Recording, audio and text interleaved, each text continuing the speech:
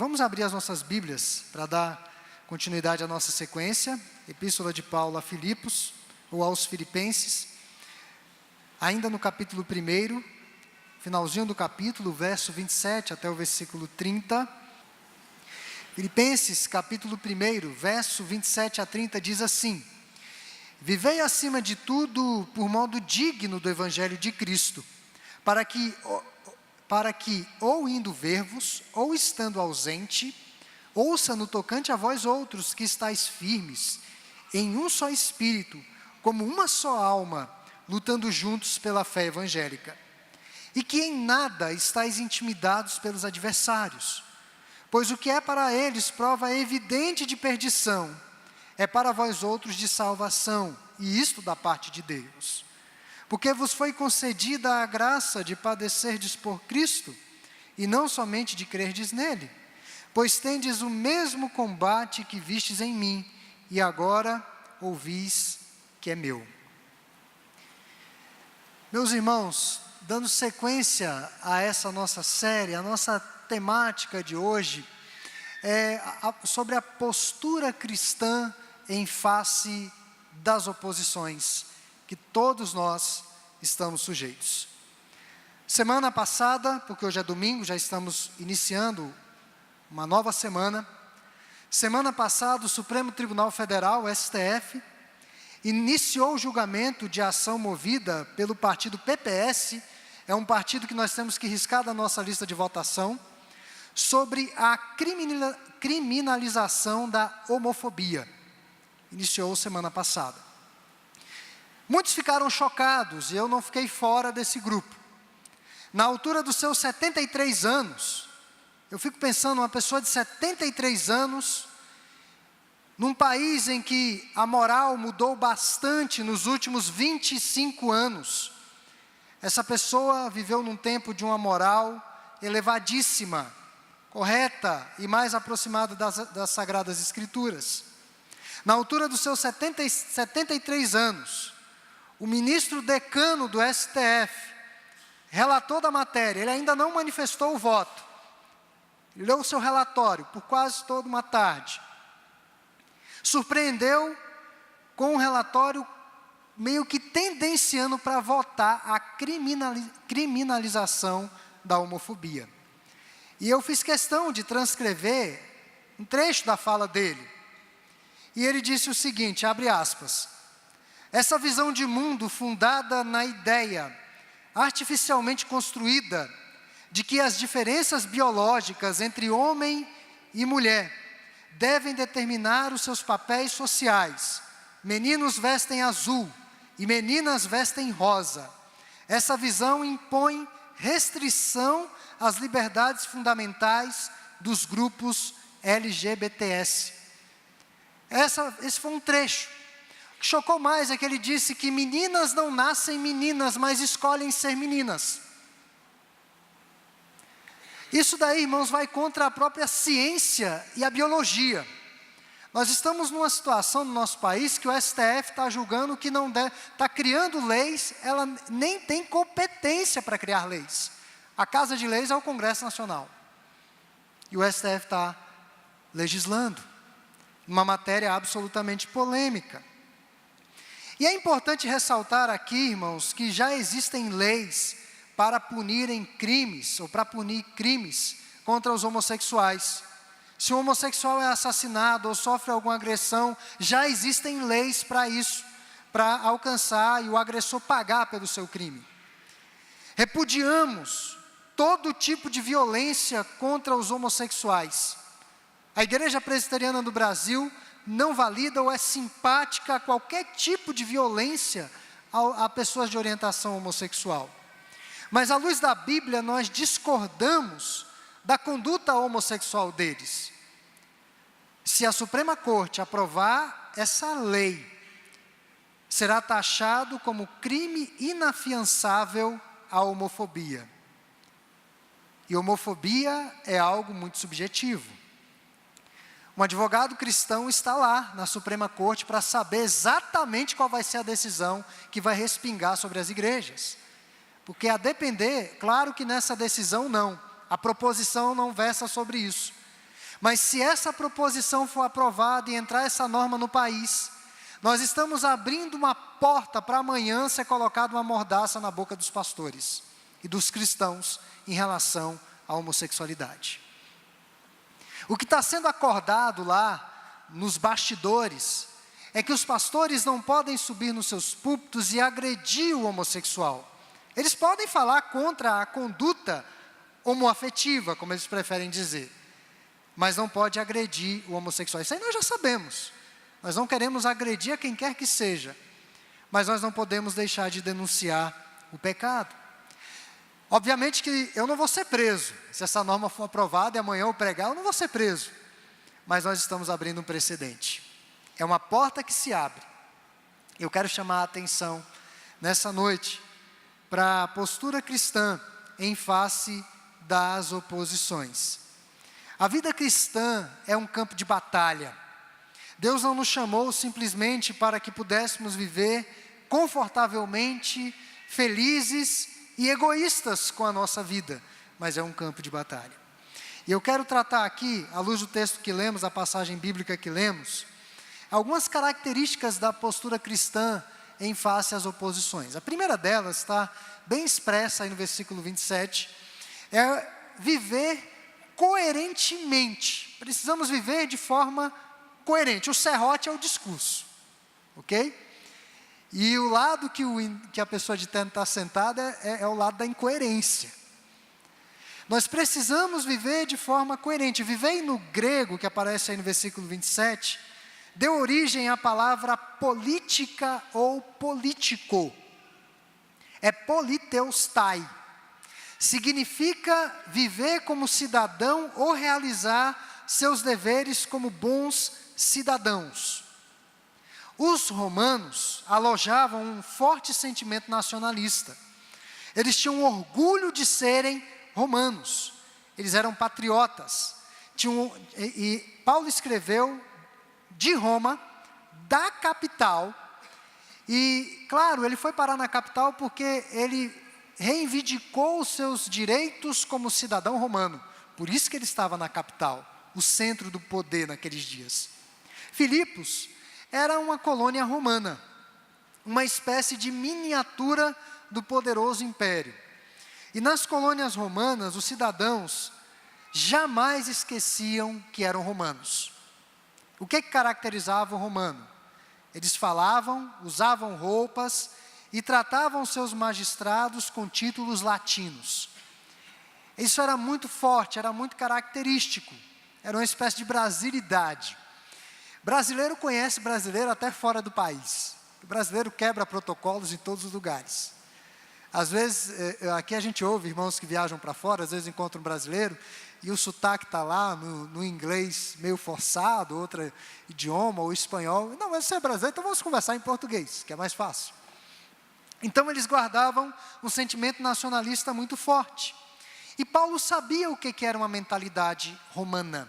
Lealdade, determinação e ousadia eram marcas do orgulho cívico e dedicação ao imperador e aos magistrados locais. Eles tratavam o imperador como um deus. Algo que acontece semelhante no século 21 é com a realeza inglesa. Os súditos, por assim dizer, têm um grande apreço pela realeza, pela rainha, seus filhos, os casamentos que acontecem, os netos que nascem, os bisnetos, e daí por diante. Há uma apreciação muito forte. E os romanos guardavam essa apreciação, acalentavam essa apreciação em seus corações em relação ao imperador. Então Paulo roga aos filipenses que, assim como valorizavam a cidadania terrena, deveriam também valorizar ainda mais a cidadania celestial. Essa expressão cidadania celestial vai aparecer no versículo 20 do capítulo 3. É preciso agradar ao imperador celestial. Sejam bons cidadãos dos céus, mesmo que ainda estejam na terra. A igreja de Jesus Cristo é uma colônia dos céus na terra. É essa dupla cidadania que nós carregamos. O que eu quero chamar a atenção aqui é que a teologia precisa produzir vida no coração. A sã doutrina tem de resultar numa ética eminentemente bíblica, comprometida com as Sagradas Escrituras. A nossa consciência tem que estar cativa à Bíblia. Às vezes, quando acontece algum pecado, alguma situação, algum flagrante, as pessoas que são pegas em pecados, elas muitas vezes têm vergonha da situação, porque suas mentes ainda não estão cativas a Deus. Essa teologia efetivamente não desceu para o coração. O Evangelho estabelece a norma ética. Por isso que o Evangelho não está sujeito às oscilações e variações do comportamento da sociedade. Ainda que um eminente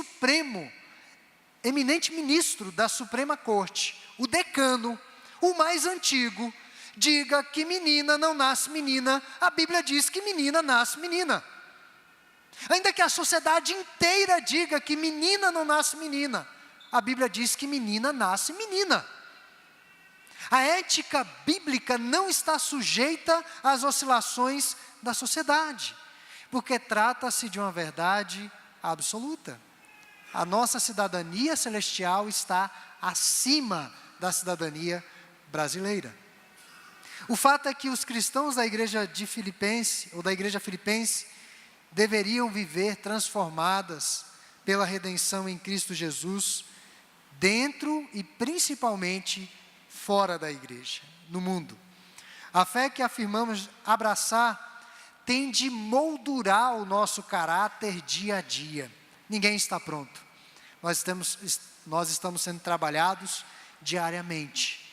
Vidas transformadas, vidas coerentes com as Sagradas Escrituras. De acordo com um teólogo latino, Juan Carlos Ortiz, a vida do cristão é o quinto evangelho. Porque muitas vezes as pessoas não vão ler a Bíblia, mas vão ler a sua vida. O seu comportamento, as suas decisões em face de alguns entroncamentos éticos. As pessoas vão ler a sua vida. Por isso que a vida do cristão, na fala de Juan Carlos Ortiz, é o quinto evangelho. É necessário viver de modo digno, para não ser pedra de tropeço, tanto para os fracos na fé, quanto para aqueles que ainda conhecerão ao Senhor. Então, viver coerente. A segunda característica, pode passar aí, por favor, porque não deu certo aqui não. Segunda característica, para que nós possamos realmente resistir às oposições de uma forma adequada e bíblica, é viver em unidade. Verso 27 a 28. O que preserva a excelência e a saúde de uma igreja local. Como que a gente sabe que uma igreja local é saudável, é bíblica, está no caminho certo? Comunhão. Guarde isso no seu coração. Saúde de uma igreja pressupõe comunhão. O contrário disso é o esfacelamento da comunidade.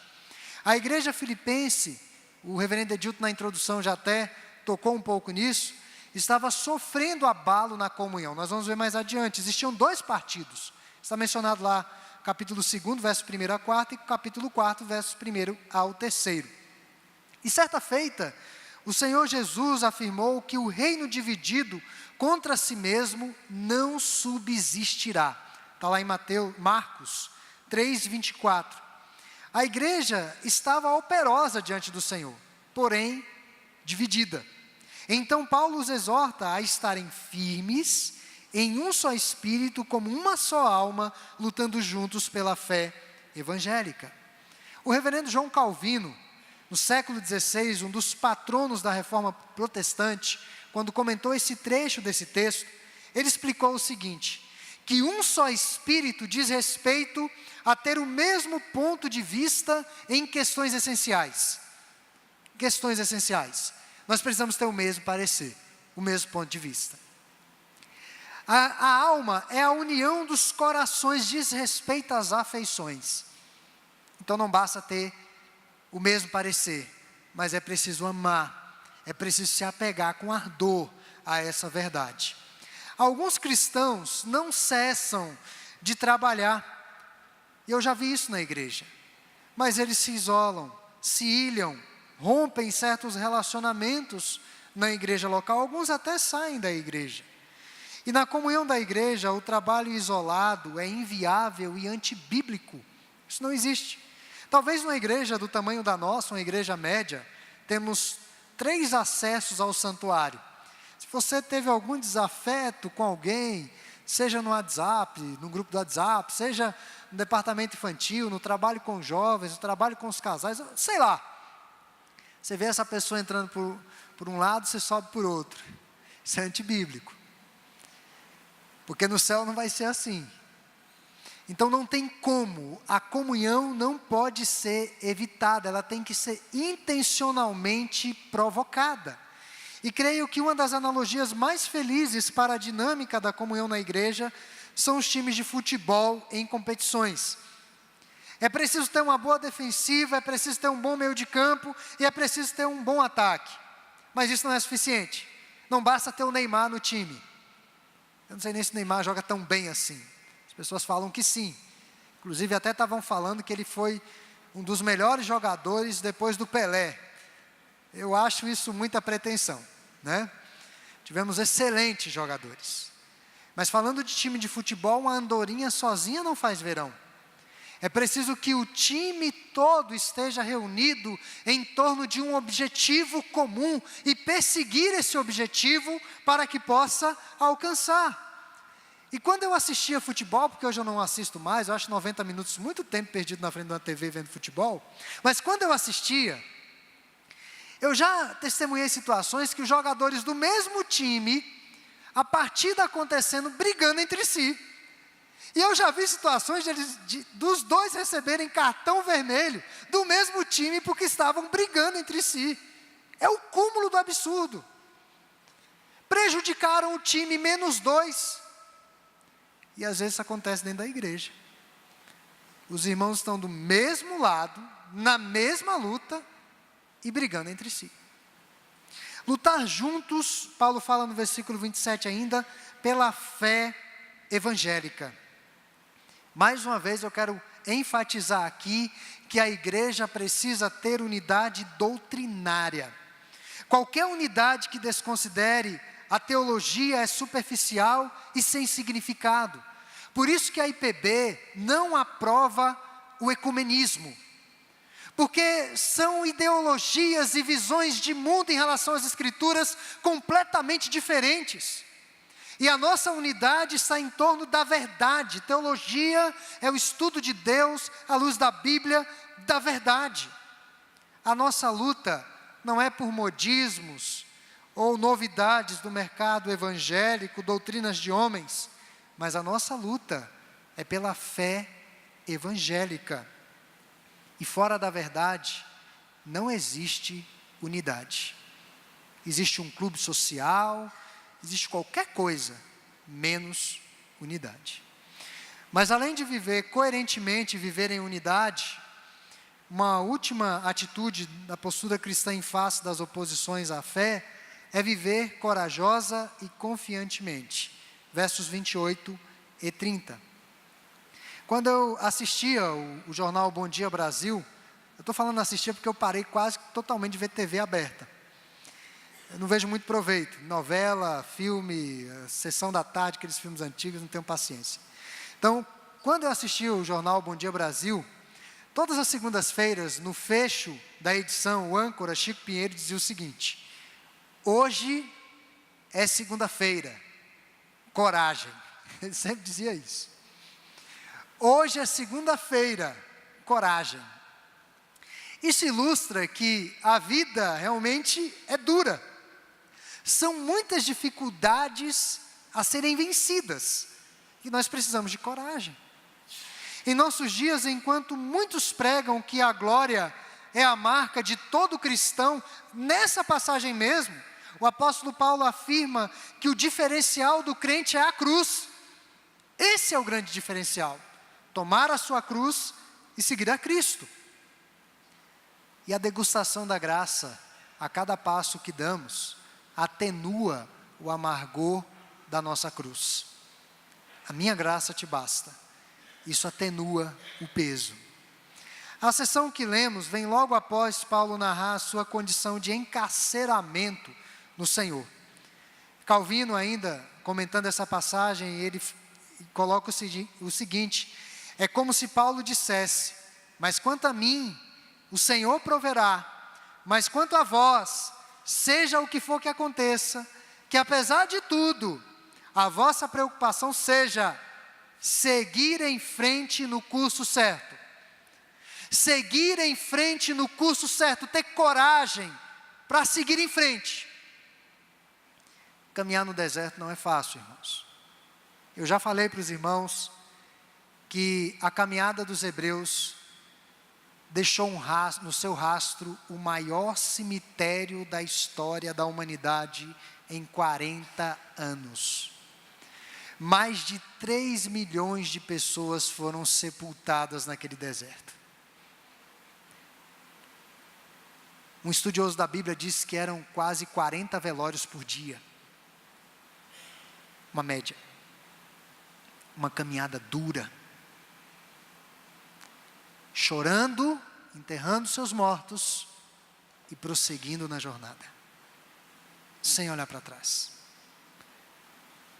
O Senhor proverá quanto a mim, mas quanto a vós outros, segui em frente no curso certo. Toda essa passagem aqui em tela está recheada de termos militares. Paulo usou a expressão estáis firmes, é uma palavra emprestada do contexto militar, resolutos como soldados plantados em seus postos, como sentinela, com um fuzil pesadíssimo, a noite inteira, que não dorme, mas que está vigilante. Lutando, é uma expressão que ele usa também. Na nossa linguagem do século 21, o octógono. O lutador, quando está no octógono, eu não assisto lutas, mas o lutador, quando está no octógono, e o juiz diz assim, lutem, ou 1, 2, 3, ou seja lá o que for, round, ele tem que ir à luta. Ele pode até cair, mas com um golpe do jiu-jitsu ou outra arte marcial. Mas ele está lutando. O apóstolo Paulo usa esse termo da campanha militar em batalha, ou da arena dos grandes gladiadores que se reuniam para os seus combates mortais. Paulo usa uma expressão aqui, intimidados pelos adversários. E adversários aqui, irmãos, são humanos e demoníacos, tá? Às vezes são adversários carnais mesmo, que não gostam da gente. Ou o próprio diabo, Satanás. Ele usa a expressão, o mesmo combate que eu tenho. O octógono novamente. A unidade será fortalecida na luta. E este é o laço mais forte de toda a concórdia. Quando temos de lutar sob a mesma bandeira, esta tem sido a ocasião para reconciliar os mais acirrados inimigos. Eles se unem em torno de uma causa maior. Os nossos irmãos não são os nossos inimigos. Os nossos irmãos são os nossos amigos de guerra nessa jornada. Coerência de vida e cooperação já são grandes vantagens em relação ao nosso inimigo. Os filipenses enfrentavam ameaças internas, que falaremos mais adiante, quebra de comunhão, inimigos externos, a perseguição por causa da sua fé, e Paulo fecha essa sessão dizendo, em nada intimidados. Essa expressão só ocorre aqui no Novo Testamento, ela não aparece mais em nenhum local, intimidados, nada intimidados.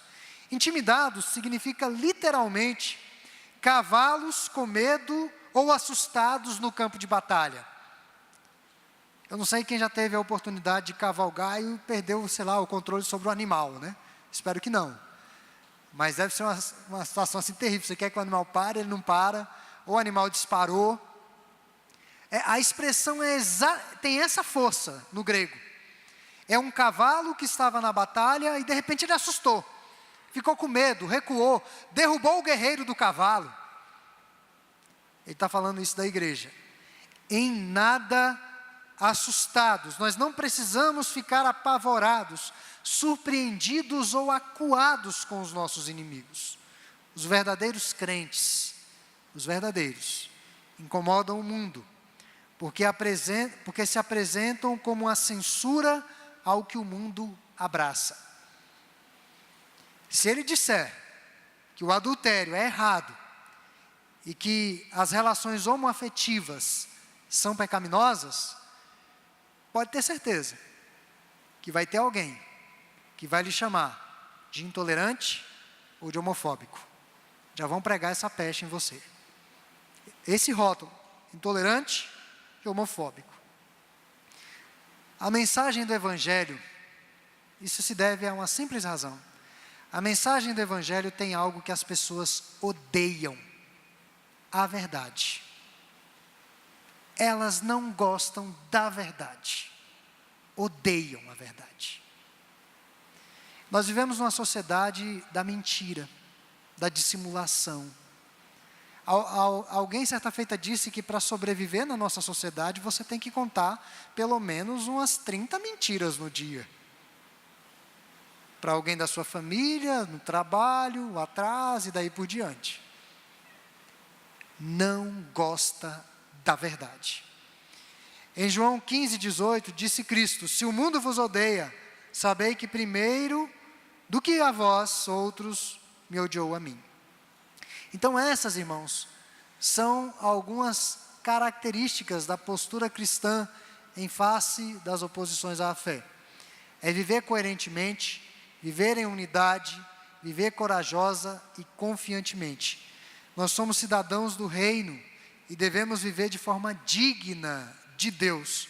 Somos desafiados a viver o equilíbrio de estar na expectativa da consumação da pátria espiritual, sem desconectar da realidade social. Somos brasileiros e temos orgulho disso.